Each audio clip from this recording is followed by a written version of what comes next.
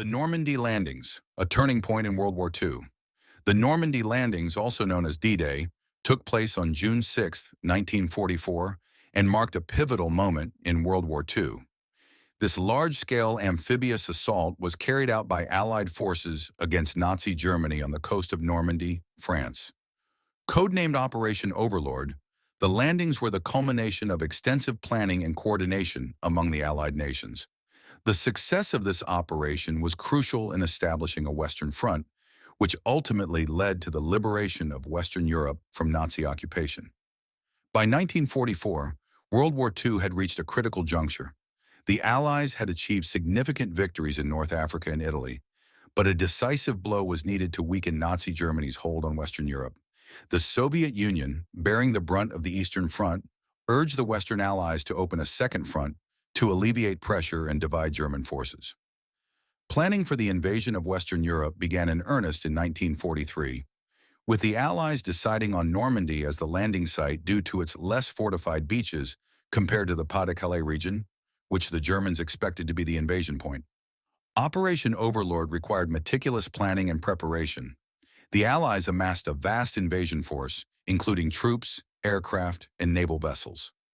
Deceptive measures, such as Operation Bodyguard, were employed to mislead the Germans about the actual landing site and timing. Supreme Allied Commander General Dwight D. Eisenhower led the planning and execution of the operation, coordinating efforts among British, American, Canadian, and other Allied forces. The invasion was scheduled for June 5, 1944, but was postponed by one day due to poor weather conditions. On the early morning of June 6, Allied paratroopers and glider troops landed behind enemy lines to secure key objectives and disrupt German defenses. This airborne assault was followed by the seaborne invasion, where more than 156,000 troops landed on 5 beachheads: Utah, Omaha, Gold, Juno, and Sword. The landings faced varying degrees of resistance. At Utah Beach, American forces encountered relatively light opposition and quickly secured their objectives. Omaha Beach, however, witnessed some of the heaviest fighting. American troops faced fierce resistance from well-entrenched German forces, resulting in high casualties. Despite these challenges, they managed to establish a foothold by the end of the day. British and Canadian forces landing at Gold, Juno, and Sword beaches also faced stiff resistance, but ultimately succeeded in securing their beachheads.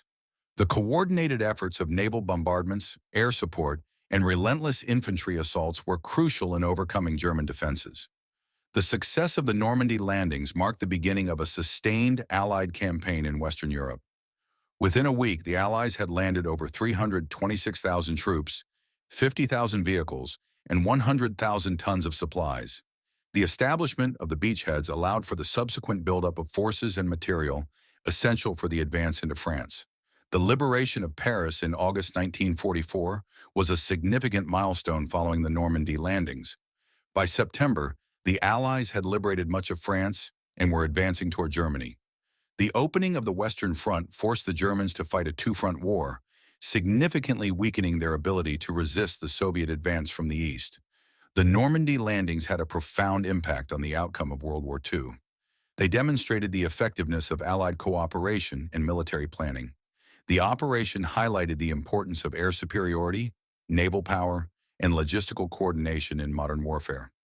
Additionally, the success of D-Day boosted Allied morale and hastened the collapse of Nazi Germany, leading to the eventual end of the war in Europe in May 1945.